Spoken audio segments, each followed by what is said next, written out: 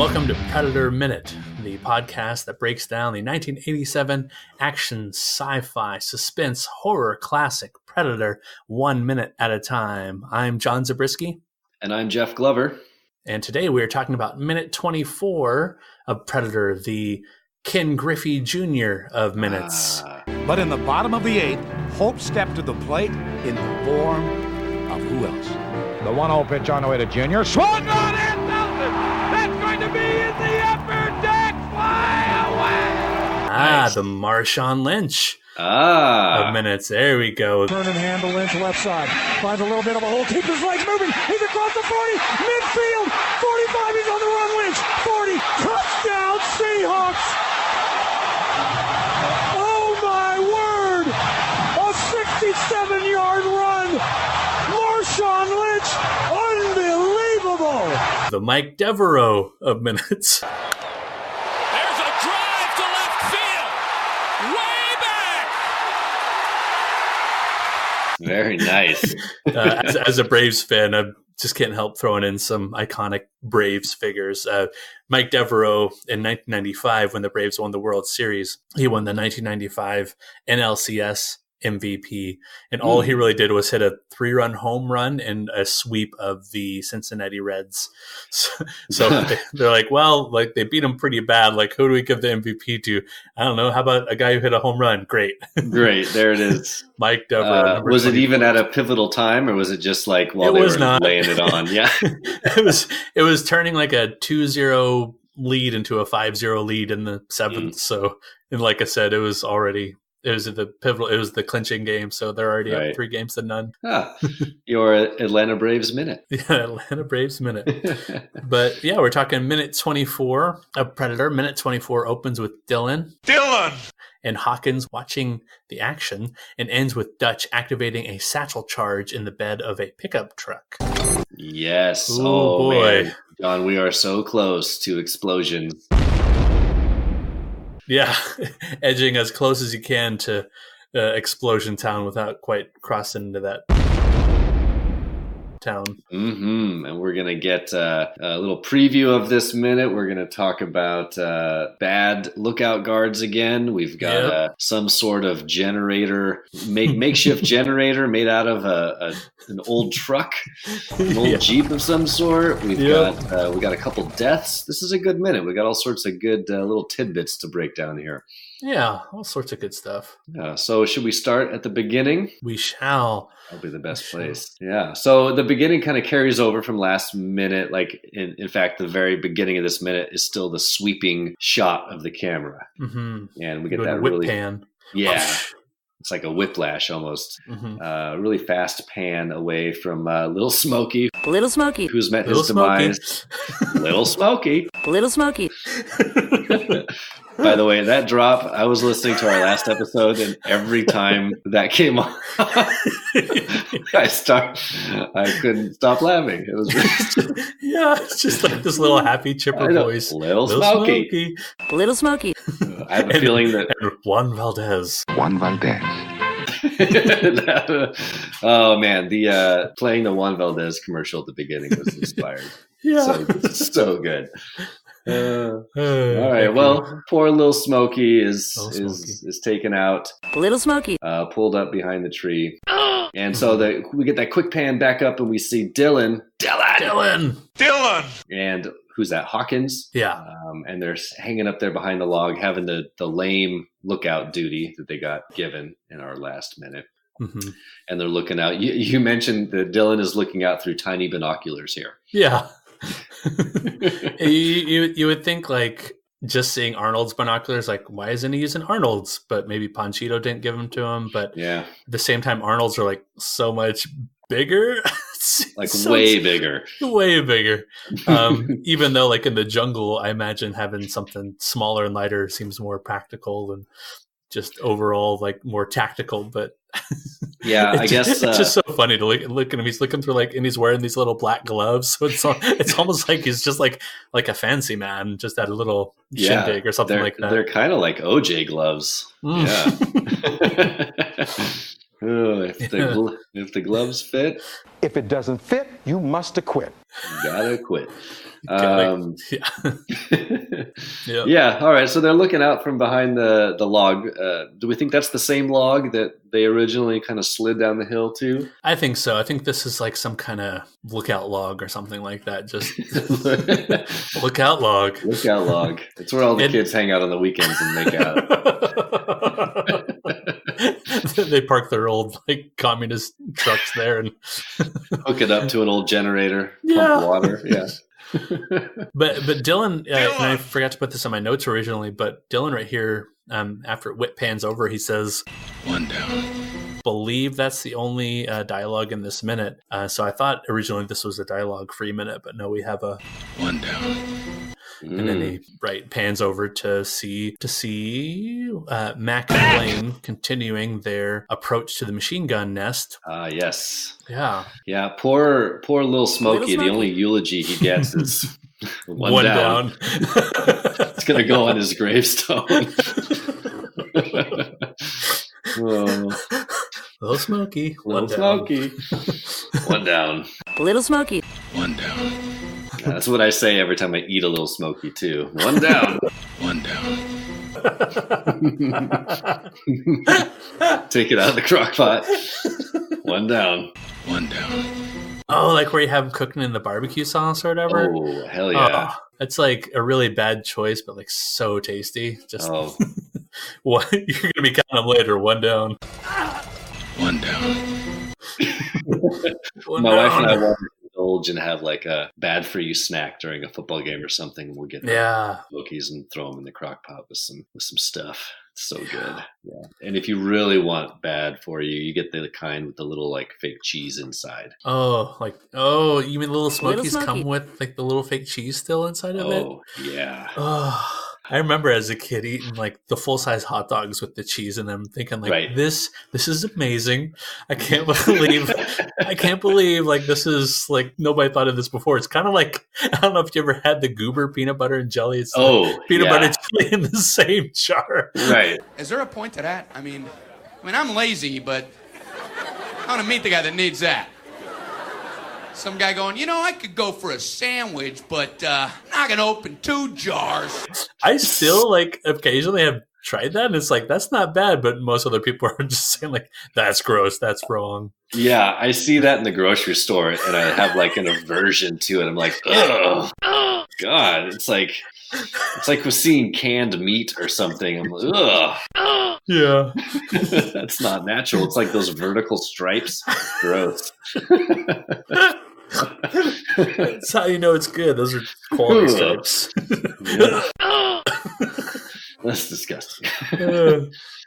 Whoa. Okay, where were we? Little Smokey, one down. One down. Right. Okay, so this next sequence is pretty cool because we get kind of a up from above view, looking down on Mac, and Blaine, and they're headed up toward the machine gun nest and our friend Juan Valdez. Juan Valdez.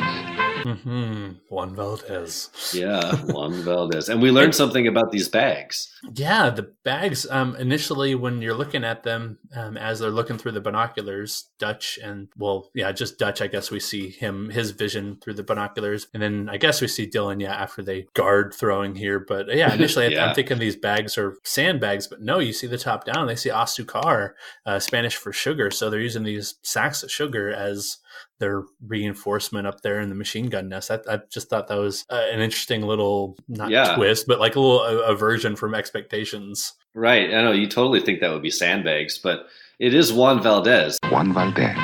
Perhaps he enjoys sugar in his coffee. Yeah. We just need to see some cows in the camp, just like, and also like cream, la crema. Why are all these cows here? Order my coffee. Juan Valdez. The thing, so why do you think they have sugar sacks and not sandbags? That's a good question. All I can think of is like is like harvesting like cane sugar. Is that like a thing in South America? I always think more like Hawaii, but Yeah. I mean, I don't know. Maybe I'm sounding very stupid right now. Maybe they went into town looking for bags of sand and all they could find was bags of sugar. I don't know. That's kind of what I'm thinking. I'm thinking maybe just like, maybe even prop wise, because they're close to Puerto Vallarta. Maybe they're looking for some kind of sacks or something like that. They don't have to ship in and fill up. But hey, like the local Mercado has just a bunch of these bulk bags of sugar that we can use. I just thought of something. Maybe the bags themselves just say sugar on them, and they grab the bags and just filled the bags with sand or dirt. That's a pretty good idea. They could have just filled them with whatever. It doesn't even have to be, because it could be like you're saying, it could be dirt, because like when you're seeing Blaine kind of making his way, it looked like they kind of dug into the hillside there. So maybe they packed the extra dirt. They're just like, oh, we're just going to use every part of the mountain here. We'll put it into our defenses. Okay, so we see poor Juan Valdez's demise. Juan Valdez. Yeah, it's interesting because like Juan Valdez. So when you first see Mac approaching this, I guess I'll call it the sugar stack. Like you see Juan Valdez's his gun, the Valmet M7883 light machine gun. But then a couple seconds later, when you see Mac doing his bird whistle, still with the bird's eye view, it cuts back and forth between Mac and Blaine. Juan Valdez's hat is all of a sudden right next to the machine gun, on its bipod. So I thought that was interesting, like a little error in continuity that like maybe most people don't notice, but I noticed it. Yeah, well, and we get this nice. I like the shot from up above, and his hat is sitting there by his gun, and Mac is doing his little whistle, but he's holding that knife. That knife is imposing. Yeah, it's got that big curve on it. Like, that's gnarly. And like knowing that he just grabs him and just stabs him with that thing. That is brutal. And we also learned that Juan Valdez had a friend up there, right? Am I looking at that right? That there were two guys in the sugar stack? Yeah, two guys in the sugar stack. So you see Mac totally like do this grab stick kind of move after Juan Valdez leans over Sans hat, and then just totally tosses them all in one motion. It's great. It's very professional. Juan Valdez goes. So he looks like, I don't know if you're looking at the same like couple seconds I am, like Juan Valdez is pretty much just kind of pulled down like a rag doll, just pulled like straight down. Then Jesse Ventura and the Jesse Ventura Blaine in the background is totally doing this like wrestling throw. Just he throws the body like. That's exactly what I was thinking of. I was like, he just stole one of his own wrestling moves. Yes. Everybody wants to know Jesse the Body's private life because they know, Mean Gene, that I date and take out some of the most beautiful women in the world. I've heard that. They go for my hair. The hair. And I totally think that's Jesse Ventura actually tossing the stunt man. I don't think that's like a dummy at all. I think that's Jesse saying like, oh, I'm going to throw this guy. Like, absolutely. I totally agree with you. It's pretty funny. Now, we don't see that other guy like get killed. I mean, no, but Blaine does take out his knife. Right before Mac takes out his knife. And I think they have pretty similar knives. Let me see if you can see Blaine's. It's hard to tell, but my guess is they're pretty similar, just kind of stock knives. Yep, he grabs it. I missed that earlier. I'm looking at it now. Yeah, so he must body slam him and then to add insult to injury, just stab him in the chest or neck, I'm assuming. just somehow no sound in all this ruckus. Like nobody's going, like Juan Valdez just totally kind of does this. Right, yeah. Man, worst lookouts ever. Even when they're dying, they can't alert anybody to what's going on.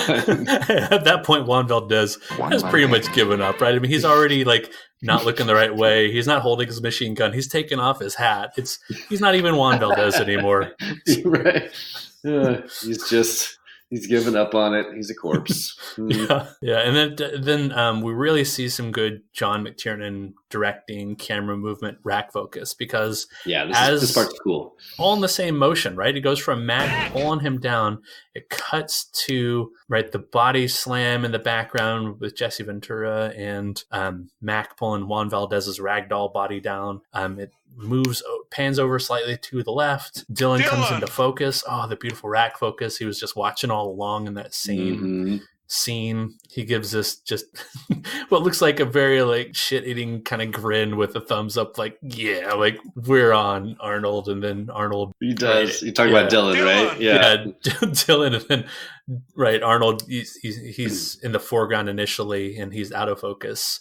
And then he comes into the foreground after the thumbs up with another rack focus, like back-to-back rack focuses, back-to-back jacks, back-to-back racks. I'm just super excited about that. Yeah, and that's really cool because it gives us a really good feeling for the geography of where they are, I feel like, because you get the shot kind of from Dylan's point of view. You're kind of looking down on the sugar stack, and then the camera flips and we see him up by the log, and then you kind of get this really good sense of kind of where everything is in position. There's kind of a triangular layout of where everybody is, and in that sort of split second there, I guess it's like 2 or 3 seconds, all that is very clearly established. And that kind of execution, not just team-wise, but crew-wise, camera-wise, I feel like really tightens things up, and it wastes less time than I think your average action movie or average movie in general, than the time that they would waste trying to show everything. It's like, oh, like this stuff should be happening simultaneously with such a well-trained team. Yeah, and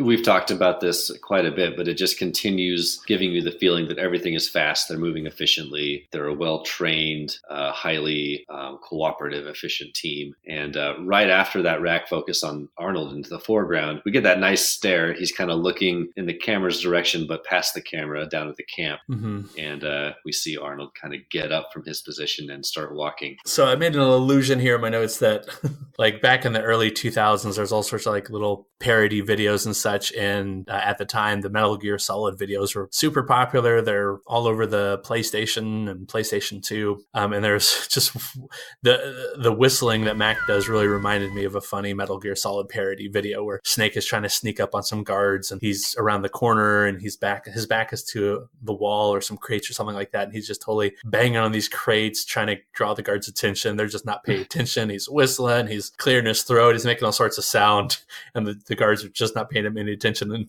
And finally, he just kind of farts on accident, and the guard is like, "What was that?" And then, "What was that noise?"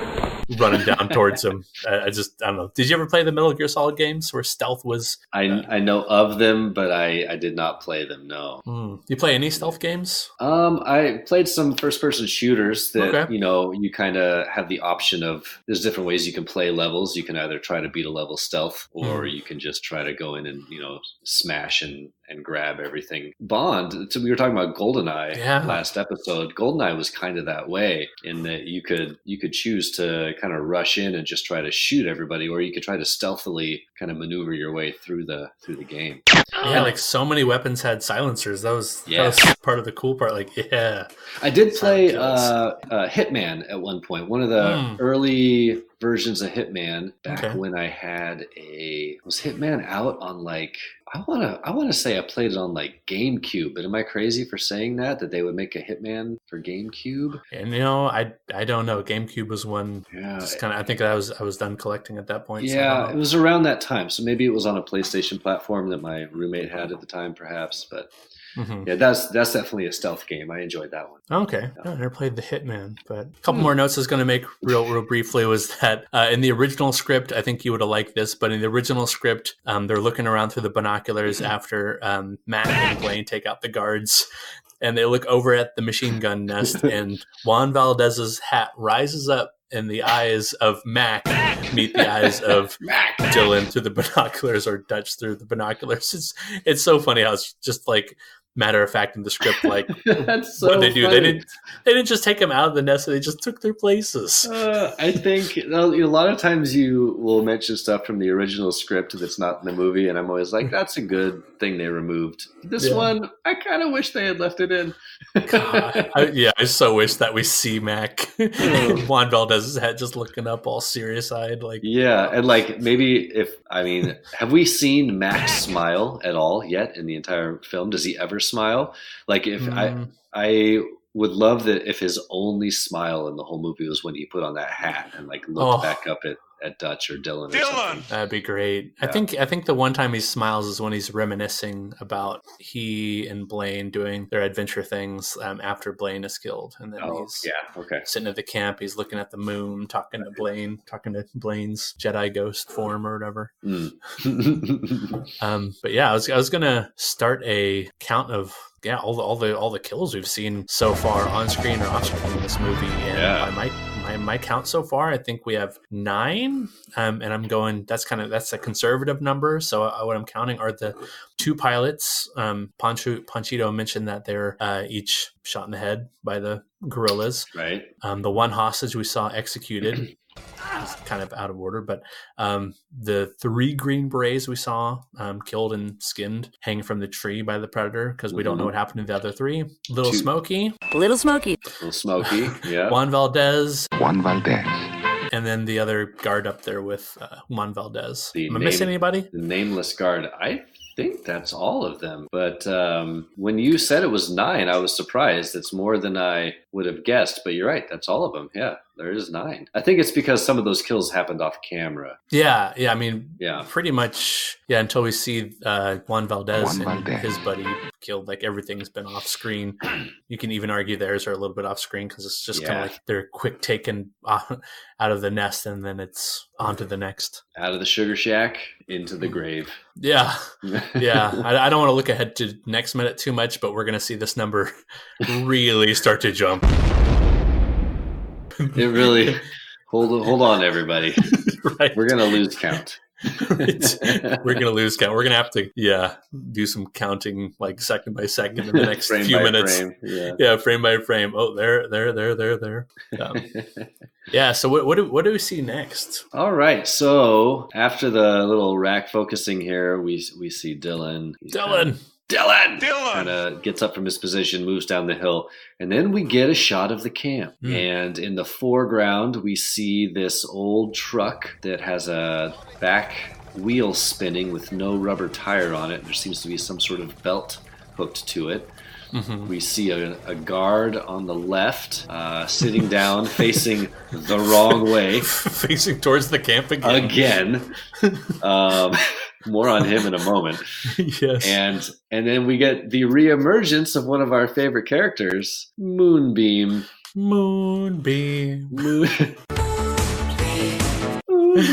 And Moonbeam just strolls right across the camp. Yeah. And I'm watching it kind of frame by frame here. Strolls right across the camp. And then as he leaves the frame, we get Dylan's butt enters the frame. Oh, Dutch. Excuse me. Yeah, Dutch. D. We get Dutch. I'm not sure. How does Moonbeam and anybody else just miss him? He's literally right out in the open. He's next to that truck right there. He's behind this guard who's looking the wrong way. Yeah, and as it's kind of ridiculous, as Dutch is walking up, there's Moonbeam and there's another guy in a white hat that's just walking right along there.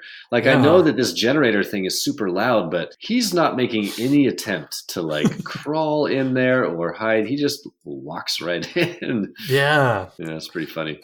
I totally noticed this. His pose right here is very not reminiscent. It's yet to come, so pre-reminiscent. I don't know, but this kind of crouched over, holding the M16 with M203 under barrel grenade launcher. It's very reminiscent of one when they're later using him as bait for the trap for the Predator. Oh, right. Yeah. And 2, the Contra cover, because the Contra cover totally stole that image of him walking, across the Predator's trap. Yeah. So after he kind of comes down the hill, the camera switches perspective, and now the camera's looking from the camp back at Dutch. And we get a better shot of what this contraption is. Kind of, yeah. So the back tire of this truck, this Jeep thing, is connected to another wheel or gear on what looks like a generator, or what I'm thinking is a pump, because it is a pump. You nailed it. Yeah. Okay, because then we get, for like a split second, they show it and there's water coming out of it. So, and it's like sitting on top of this square prism, and I'm assuming there's a well underneath, is what I kind of took to be here. This is like, yeah, okay, that's a good point. I couldn't think of a well for some reason, but yeah, it's sitting on a box, so maybe that box has like a pipe going down through it and like trying to draw water. Yeah, unless there's like a stream or something nearby that pipe runs to, and they just set this contraption up to be elevated so that it would work. I don't see a stream behind Dutch. In fact, what you see is like a little bit of a trail going up. He probably just came down the trail. Hey guys, hey guys, it's me. It's Juan Valdez. It's working on the buys and the tries. Don't mind me, I'm just going to pick up a truck here, yeah. Yeah. So what I think we're supposed to assume here is that they're feeding gasoline into the engine of this truck. Mm-hmm. The truck's wheel spins, which then turns the gear of this pump and gives them, I don't want to say running water, but a free-flowing supply of fresh water. But where's this water going? Right now, this just kind of looks like it's dumping onto the ground. That is a great question. Well, for a split second, when they cut back on it, it does look like there's maybe a little barrel or container under there. I see it now. Yeah. You can only see the very top of the lip. Yeah, it seems like a very. I'm sorry to interrupt. Go ahead. Oh no, I was just going to say it's making all sorts of great noise. I love the Foley work in this minute. There's just the belt's just going and going and going incessantly. We heard that one a couple minutes ago when Dutch was first looking through the binoculars at the camp from the lookout log. You know, whoever put that belt on, that looks like a belt that was in my 2000 Subaru Outback that I had for a while. Yeah. Like by the end of that car's life, like the belts were just flying off of it, and like that belt looks like it's gonna come flinging off at any moment. It's like super loose. Yeah, it's not even tight. It's just kind of hanging around. Like, I guess I'll pull some water from the well, guys. All right, but considering all things considered, not a bad setup, I guess, to bring water into the camp. But it seems like kind of quite the intricate set piece. I guess they were just looking for an excuse to have a vehicle with a wheel already running, already spinning. Mm-hmm. So, I mean, I guess in that regard, it makes sense. But yeah, and that's exactly what John McTiernan says in the commentary for this part. He says that in the original script, they just go hucking grenades, and that's how the whole camp assault kicks off, as they're just throwing the M67 hand grenades, the frags, into the camp. But he wanted something to kind of do, I don't know, to kind of lead up to that, to I think further build the suspense, because as we see it, rolling in the next minute, it's all sorts of like goofy but suspenseful in one moment where you're just going, oh yeah. I mean, good on him. It's freaking awesome. Yeah, it's so inventive, right? He puts his satchel charge in there, he activates it.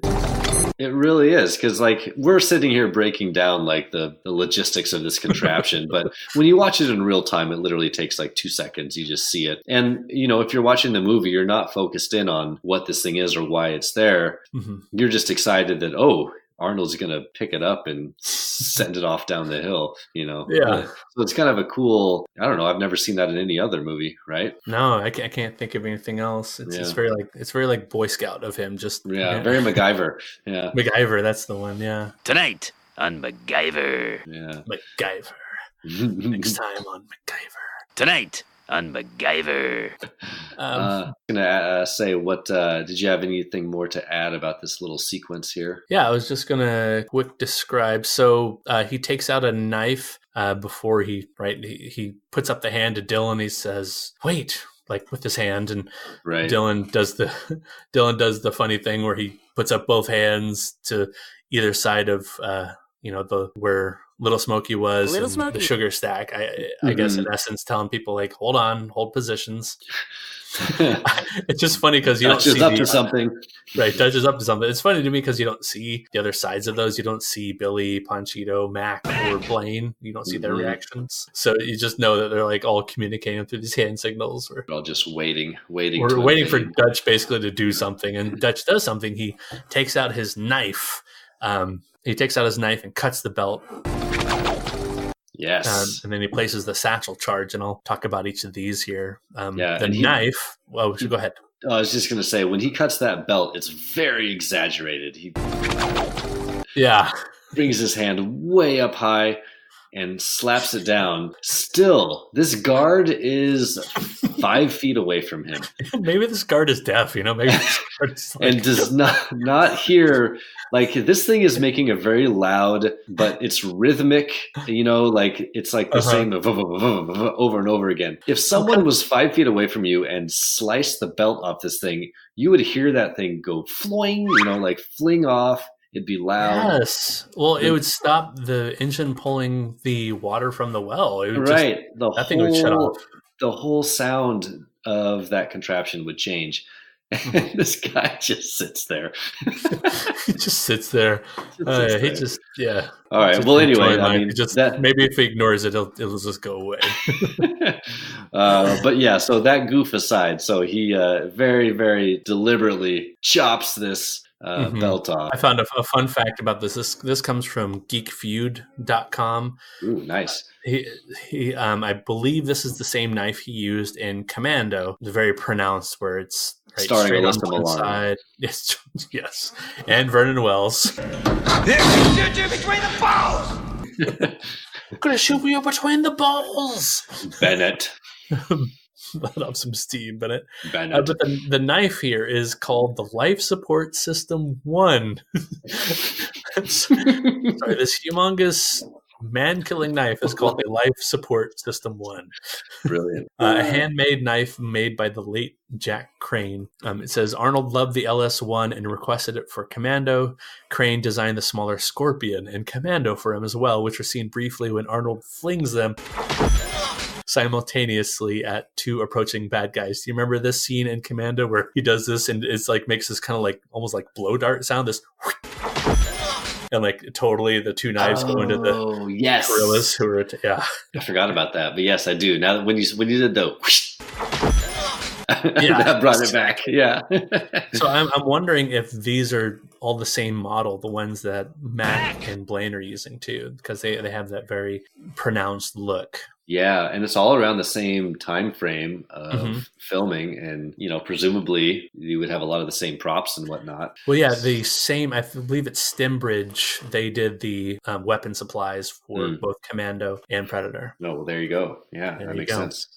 Geekfeud.com. Thank you. Yeah, thank you, Geekfeud. Oh, wait, I'm just looking at your notes. Yeah. If I could mention here, you said his Crane's craftsmanship can also be seen in Predator Roadhouse. And another one of my personal faves, Demolition Man. Sylvester Stallone, Wesley Snipes,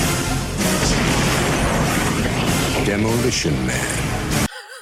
Oh man, I love Demolition Man. Teddy bear. Be well, John Spartan. Classic. Another classic. Oh, that'd be a fun one to that would be a fun one chat about some. Yeah. All right, so you good on the knife? Yeah, that's a knife. This is a knife. So we got the knife. Let's see. He chops the belt. The guy doesn't notice. Still not noticing. Doesn't notice anything. Just sitting there. He cuts a fart. The guy doesn't notice. It's ridiculous. And then the final little shot of this minute is cool. We get Arnold placing a little, I learned it's called a satchel charge.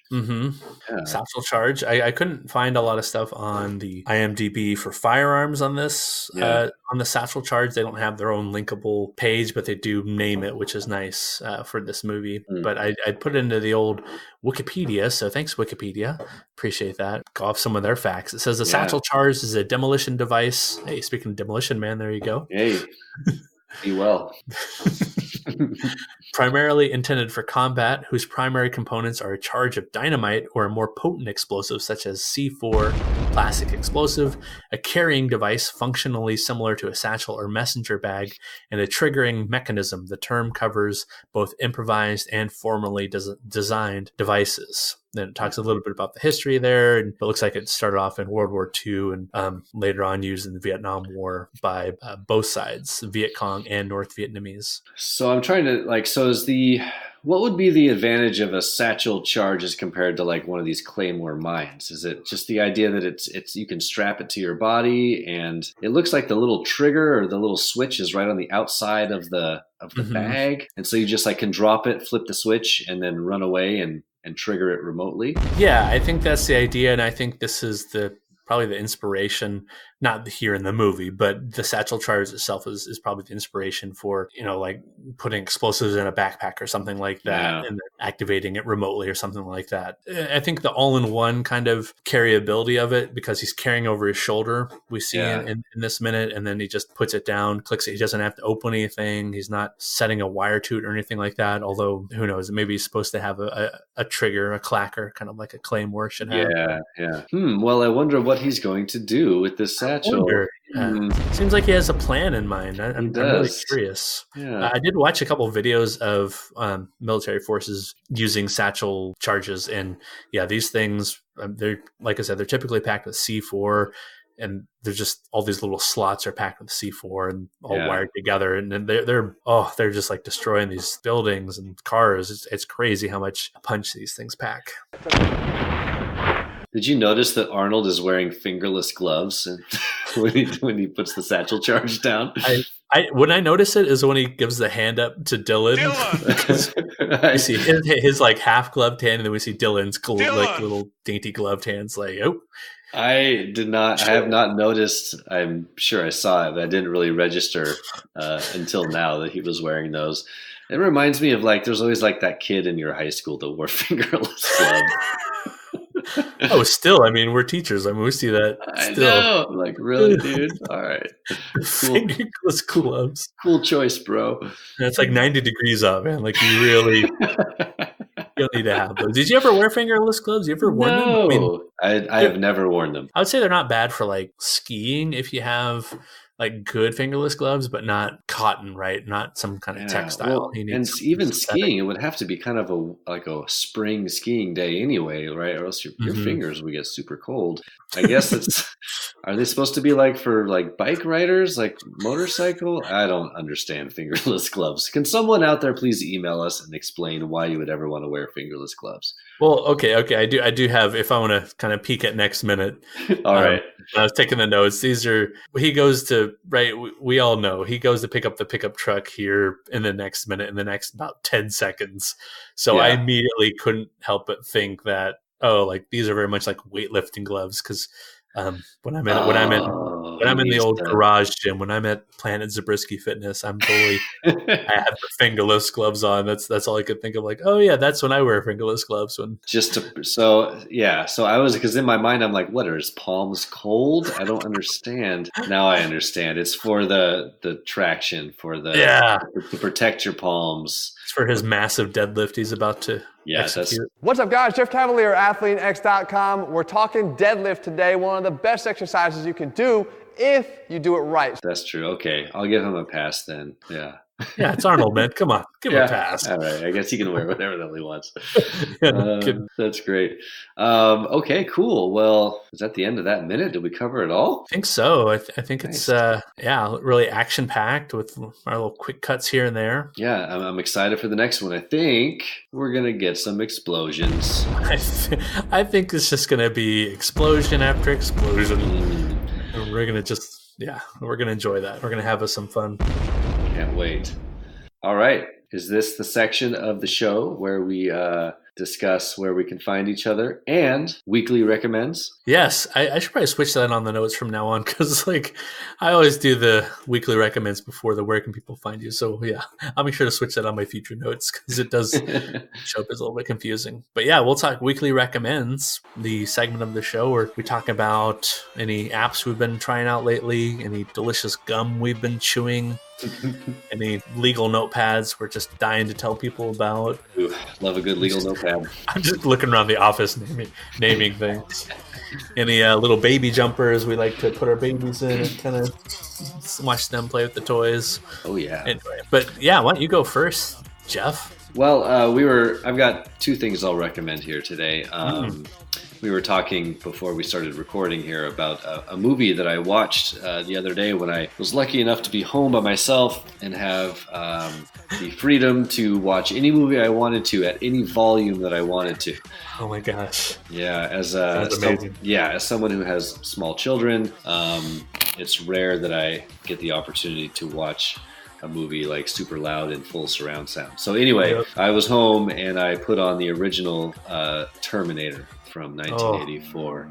Beautiful. And it was glorious. It had been a while since I've seen Terminator. Obviously, I've seen Terminator several times, but I'm going to say it's been over a decade since I've watched it, like from beginning to end. Wow. And no one was home. I cranked that surround sound up. Yeah. Had a nice, good Blu-ray of it, and boy, it was fantastic. I had forgotten how kind of unrelentingly fast-paced that movie is. I was saying to you earlier, John, I don't know why in my head that I thought of it as more of a slow burn kind of sci-fi action movie, but it is not. Like, it just never stops going and moving, and I love what I was reminded of while watching it was just what a great premise that movie is. And I know it sets up a whole series of sequels for better or for worse. You know, if you've never heard of the Terminator, I was just thinking back to the very first time people watched this movie having never seen it before. Like, the ideas brought up in this movie and the way it's executed and the way they talk about time travel and the idea that these machines are going to take over the world in the future. And what day is it? The date? 12th May, Thursday. What year? It's just such a cool setup for a story, and they execute that setup so well. And then on top of that, you've got kick-ass action sequences, and Arnold is like in such good form in this movie. Like, James Cameron really understood how to use Arnold before anyone else really did. I'll be back. Yeah. And anyway, so that's one of my recommends. If you haven't seen the original Terminator in a while, watch it again. You won't be disappointed. Yeah. And we talked about the visuals for that a couple episodes ago, where we were talking about the Predator vision, and very similar a few years prior to Predator, you have Terminator, right. and he has his vision going on. And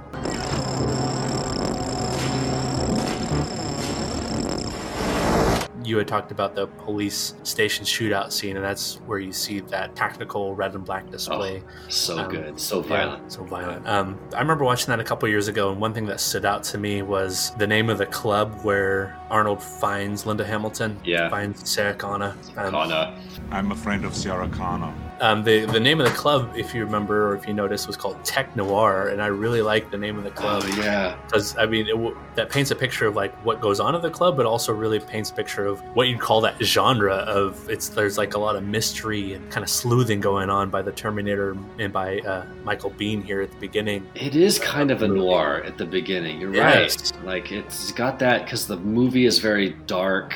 There's a mystery going on there.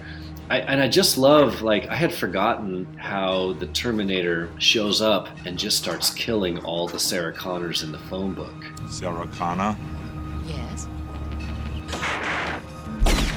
Yeah. And, like, what a great setup for the beginning of that movie. Like, we learn about this character. Her name is Sarah Connor. Sarah Connor. Yep, Sarah Connor. And, like, just what a great way to build suspense. Like, holy shit, like, she finds out, sort of as we find out, that there's what she thinks is like a crazy serial killer that's killing everyone named Sarah Connor for God knows what reason, right? And I don't know, it's just the whole way that movie unfolds is really brilliant. It's so good. I mean, I love Terminator 2 for many, many reasons. I have a lot of nostalgia for that movie. I could go on and on about how much I love Terminator 2, but man, that first Terminator, just for the originality and storytelling and ingenuity that it brought to kind of sci-fi action movies, can't deny it. It's fantastic.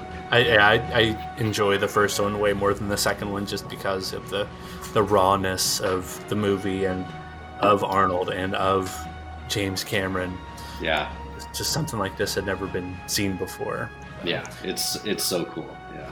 It seemed like the 80s were a good place to put those kind of movies. Like, hey, we've like done the slasher genre so many different ways, like with people. Like, now it's time to throw aliens and robots at the system and see how that goes. And they're all like these big franchise building movies like Alien, Predator, and Terminator.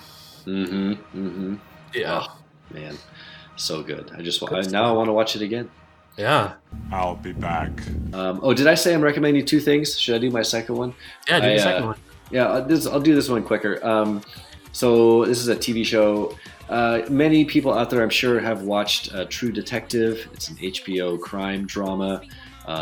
The first season of True Detective was fantastic. I think it's one of the best seasons of TV ever made, starring Woody Harrelson, Matthew McConaughey. Someone once told me time is a flat circle.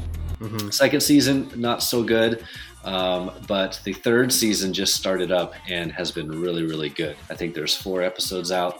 So if you've been slacking on True Detective because you didn't like the second season, third season is a brand new story, totally new characters. Kind of go back to the South. The structure of the story is more similar to the first season. It's been really good. Check it out. Who are the True Detectives in season 3? We get Mahershala Ali is the main character. From Moonlight. Yes, and he's really good. And also the second detective is Stephen Dorff. Right? Yeah, from Blade. Love that. Yes. But he's actually pretty great in it. They both play detectives in the South investigating the murder of 2 children, brother and sister. And the story is told similar to, if you've seen the first season, you know they jump around in time a little bit.